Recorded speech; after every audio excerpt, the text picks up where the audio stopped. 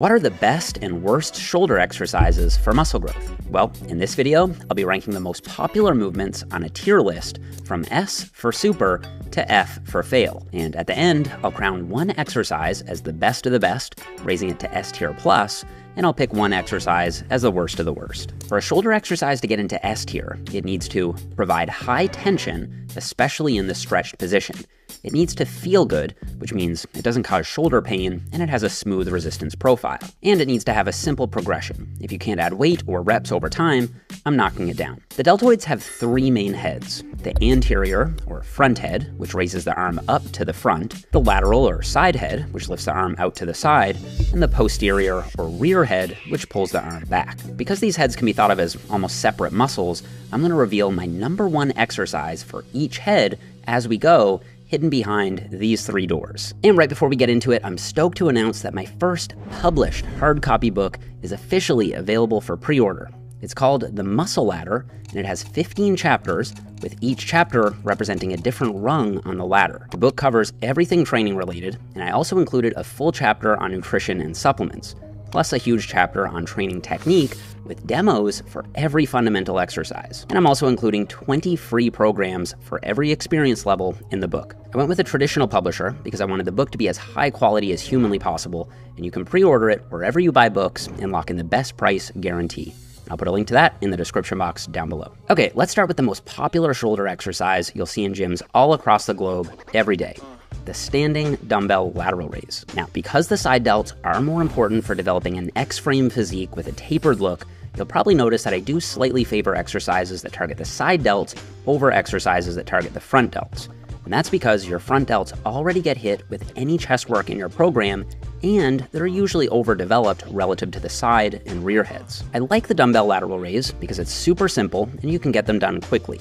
You can grab a pair of dumbbells a lot faster than you can set up a cable, especially if you do cables one arm at a time. So I do think they are the most time-efficient shoulder exercise, but I don't think they're the most effective shoulder exercise. That's because you have zero tension on your side delts at the bottom when they're the most stretched, and you don't reach peak tension until your arms are at 90 degrees when the delts are most shortened. But despite this limitation, they'll still clearly grow your shoulders. This has been proven by real-world examples of bodybuilders who've built huge side delts from dumbbell laterals. And I still do these myself whenever I'm pressed for time. But because of the slightly suboptimal tension curve, I'm putting these in B tier. However, if you lean against something, like a bench or a rack, you suddenly modify the resistance curve to place more tension on your side delt when it's most stretched. I think that this is the most effective way to do lateral raises with dumbbells. The lean-in dumbbell lateral raise is going in A tier. Leaning away might shift some emphasis away from the muscles of the rotator cuff and onto the lateral delt, depending on how you interpret this study, but it still has the issue of not placing high enough tension in the stretched position. So I'm putting these in B tier as well. Okay, here's a spicy one: the Super ROM lateral raise. I picked these up from Dr. Mike Israetel when we trained shoulders together, and man, they definitely lit my delts up. I think this is a very rare movement where you actually get the side delt fully contracted. I like that. And even though the trend of the current evidence is converging on the stretch being more important than the squeeze, there's actually very little direct evidence on the shoulders about this. So I think these are worth trying. That said, because they have the same resistance curve issues as the standard dumbbell lateral raise, they're not quite good enough to get into A tier. I'm putting the Super ROM lateral raise in B tier. I'll get to cables in a second, but first, I want to get the most controversial one out of the way. All right, people who like the overhead press really like the overhead press, and I can see why. A strong OHP is one of the most impressive feats of strength that you'll see in the gym. Actually, I'd say out of all the barbell lifts, I'm more impressed by a big overhead press than I am by a big squat, a big bench, or a big deadlift. But the question is, how effective is the exercise for building 3D delts? Let's see. It does provide high tension on the shoulders in the stretched position. You can overload it extremely well. Even though the lift tends to be a stubborn lift, you can usually add a little weight or a rep, or at least improve your technique in some way. And I think that once you nail the technique down, it's a very gratifying lift. So that's all awesome. However, it does have two downsides. For one, it's very anterior delt dominant. When we look at activation patterns across the delt heads, you see that the side and rear heads aren't activated much with the overhead press. And for two, because you're standing, it's not the most stable. This means your lower body and your core will have to work to keep your balance, which will shift some tension coming from the bar away from your shoulders. That's not a deal breaker, but it's probably not ideal from a bodybuilding standpoint. So all things considered, I think I like the barbell overhead press more than a lot of science-based hypertrophy heads, but I think I like it less than some power building purists. I'm putting it in B tier plus. I think it's overhated from the science crowd, and I think it's overrated from the barbell crowd. Now, if you do them seated, you do fix the stability issue since you no longer have to worry about your balance. But since they're still very front delt dominant, and there's something about the seated OHP that just isn't as satisfying as the standing OHP, I'm going to leave these in B tier as well. If you switch the barbell out for dumbbells, I think a few things improve. For one, you can get your sets done faster. You can grab a pair of dumbbells a lot faster than you can set up a barbell. For two, you can get a bit more range of motion at both the bottom and at the top, especially if you allow the dumbbells to converge. And three, I think you'll get a little more side delt involvement with dumbbells because they have to activate to keep the dumbbells from falling forward or backward. And so I'm going to put these in A tier. The machine shoulder press is a personal favorite. If you can find a good machine that gets your delts into a deep stretch, I do find that it feels better than dumbbells, and also, since it's less dependent on technique and coordination, you can get your delts all the way to failure without losing control of the weight. It's still going to be very front delt dominant, but as a vertical pressing option for hypertrophy, this is usually my go-to these days. It's going in A tier plus. And it's also my #1 exercise for the front delts, making it our first reveal behind door #1. If you don't have a good shoulder press machine, my next go-to would be the seated dumbbell shoulder press. All right, this is a cool exercise you may have seen recently on Arnold's Instagram. I'll call it the Arnold style side-lying dumbbell raise. It looks a bit odd, but I actually really like it. Unlike a standing dumbbell lateral raise, you get high tension while your delt is stretched, and because you're locked in against a bench, you'll be nice and stable. You'll get a huge range of motion, and you should get a great side delt pump here. I'm putting these in A tier. For the record, front raises of any kind, so dumbbell, cable, or machine, are all going in D tier. I think that if you have any pressing in your program, your front delts are already getting more than enough work, so they don't need any extra isolation.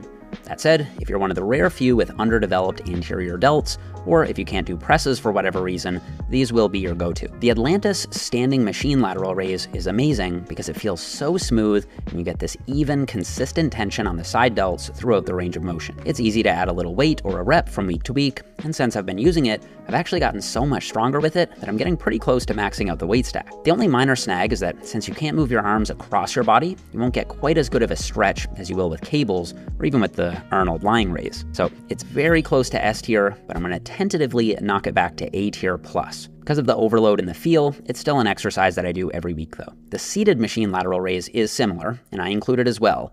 But for whatever reason, having the pads higher up on my arms doesn't feel quite as good. That might be because the moment arm to the shoulder is so short that I have to load it with more weight, and that actually cranks my shoulders a bit. I still like these, but I think they're in between A tier and B tier. I'll be picky and say B tier. All right, the cable lateral raise is incredible because as long as you set the cable at around hand height, it'll provide maximum tension on the side delt while it's most stretched. That's because you get the highest tension whenever your arm and the cable form a 90-degree angle. Perhaps more importantly though, I find a cable lateral raise just feels excellent. You get that nice, even tension on your side delts throughout the range of motion. I personally find I can connect with my side delts even better if I use wrist cuffs. That's because even though my grip won't be a limiting factor here, my forearms still get a big pump, and that takes away some of my focus from my delts. But then if I just have a floating hand with nothing to hold on to, it feels a bit awkward. So I hold on to a lacrosse ball with the cuff. This might be too gimmicky for some of you, but I love them. You really can't go wrong with a cable lateral raise, whether you do them with a standard D handle or with cuffs, and that's why they're going straight to S tier. In fact, I would say this is my favorite side delt exercise of all, making it the second reveal behind door #2. The cable Y raise actually gives you an even bigger range of motion where you sweep the cable up and out and back. And it's also going in S tier. The only reason it isn't my #1 pick is that some people do find them a little more awkward to learn. The behind the back cuffed lateral raise is the most gimmicky looking exercise that I actually do, but I think it's amazing. Its main advantage over the standard cable lateral raise is that you get to knock out both arms at once, which is twice as time efficient. To set it up, just hook your wrists into the cuffs, optionally grab a pair of lacrosse balls, and step over one of the cables while spinning around and crossing the cables over behind your back. Then step forward and raise the cables out and slightly forward. Who cares what it looks like? If it works, it works. These are going in S tier. The banded lateral raise is my least favorite lateral raise option, and I rarely include it these days. Similar to the dumbbell lateral raise, it provides zero tension in the stretch and maximum tension at the top. Unless all you have is a band, I do think dumbbells, cables, or machine laterals would be a better choice.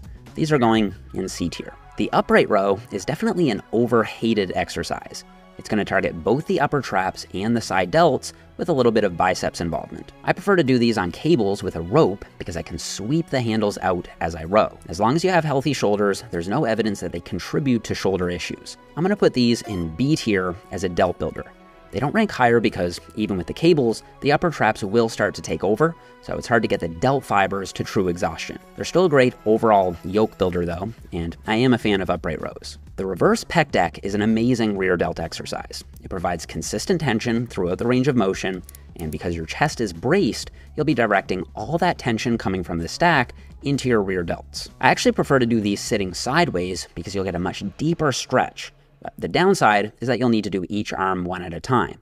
That means it'll take a bit longer. You can superset each arm though, so while one side is working, the other side is resting, and you can just go back and forth without much rest in between. My instinct is to put these in A tier, but I think if you can lock in that sideways position, they deserve to be in S tier. The rope face pull will target the rear delts really well, especially if you set up the rope a little lower, take an underhand grip, and externally rotate your shoulders as you pull, kind of like doing a rear double biceps pose. My minor gripe though is that it's just really hard to get your mid traps to not take over. No matter what cues you use, your mid traps are going to be active. That's not necessarily a bad thing because you do want your mid back to grow as well, but then your rear delts might not be the limiting factor. Still think it's a great exercise to include since it'll give a big stretch on the rear delts, they feel good, and they're solid for overload. Rope face pulls are going in A tier for rear delt growth. Bent over reverse dumbbell flies have the same problem as dumbbell lateral raises. Zero tension at the bottom when the delts are stretched. I still think they're a good option if you don't have access to cables or if you're really time constrained,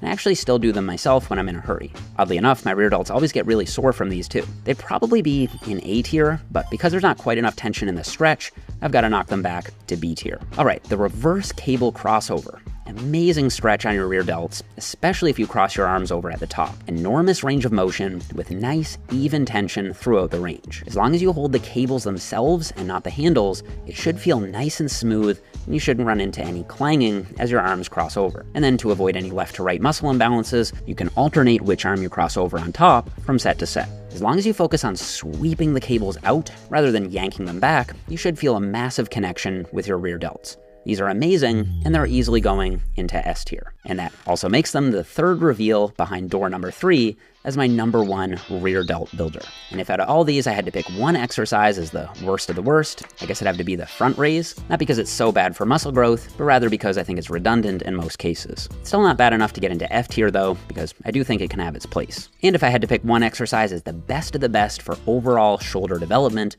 I think I'd go with the cable lateral raise. It's easy to do, it's super effective, and it ticks all the boxes for hypertrophy. Now, do you know the best and worst quad exercises for muscle growth? If not, you gotta check out my latest tier list video over here where I rank 20 different quad exercises. Also, don't forget to pre-order my new book, The Muscle Ladder, if you're interested in that. Subscribe if you haven't already, and I'll see you guys all here in the next one.